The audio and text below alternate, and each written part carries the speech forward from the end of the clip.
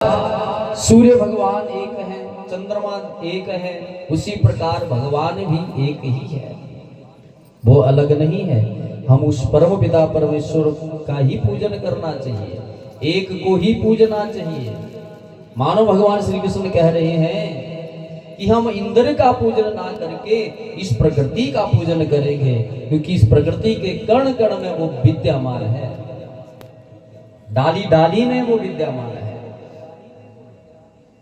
इसलिए हम इन पर्वतों का पूजन करेंगे। और विज्ञान कहती है कि पर्वतों का पूजन करना चाहिए, इनको गिराना नहीं चाहिए, इनके साथ छेड़खानी नहीं करनी चाहिए।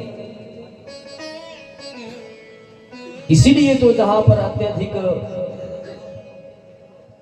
पहाड़ है वहां पर बारिश भी अत्यधिक होती है महाराज। अब हिमाचल प्रदेश में देखो कितनी बारिश होती है, क्योंकि यहाँ पर पहाड़ है, पर्वत है।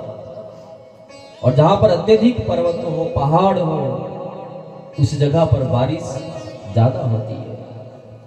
इसलिए कन्हैया ने गिरिराज का पूजन करवाया, पर्वत का पूजन करवाया। और उस वक्त ये भी रिवाज थी कि लोग अपने अपने खाक मार रहे थे, कौन किसको पूछना था।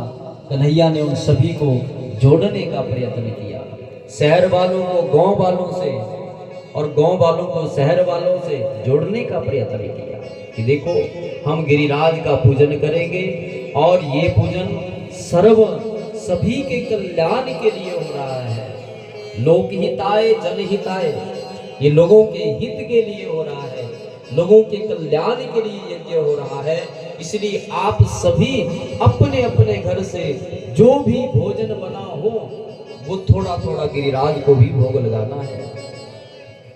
ऐसे सभी के घर से भोजन आया महाराज। इससे क्या हुआ, बोला जो अमीर होंगे वो अमीरी वाला भोजन आएगा और जो गरीब होगा वो गरीबी वाला भोजन भी आएगा, ताकि अमीरों को पता लग जाए कि गरीब ऐसा भोजन करते हैं। देखो कन्हैया कितने युग पुरुष है, वो जोड़ने का कितना प्रयत्न कर रहे हैं। इसलिए हर एक घर से आज थोड़ा थोड़ा भोजन आया, किसी के घर से मालपुड़ा आया, किसी के घर से साग आया, किसी के घर से छाछ आई। और उन सभी का भगवान ने भोजन जब लगाया तो एक चमत्कार और हुआ कि जब इंद्र भगवान के लिए हम यज्ञ करते थे, इंद्र भगवान के लिए थालियों में भोग ला करके इंद्र को भोग लगाया जाता था। इंद्र उस भोग को खाते नहीं थे, वो थालियां ज्यों की त्यों भरी रहती थी।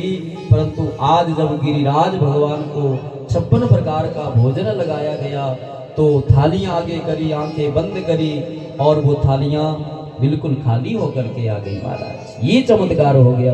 और जब ब्रजवासियों ने ये देखा कि रे ये गिरिराज तो बड़े चमत्कारी बाबा है, इन्होंने तो हमारा सारा भोजन ग्रहण कर लिया। कुछ ग्वाल वाल कहने लगे कि रे बाबा बस थोड़ा करो, अब हमें भी माखन खाना है। ऐसे गिरिराज के रूप में साक्षात भगवान श्री कृष्ण ही उस भोजन को ग्रहण कर रहे हैं महाराज।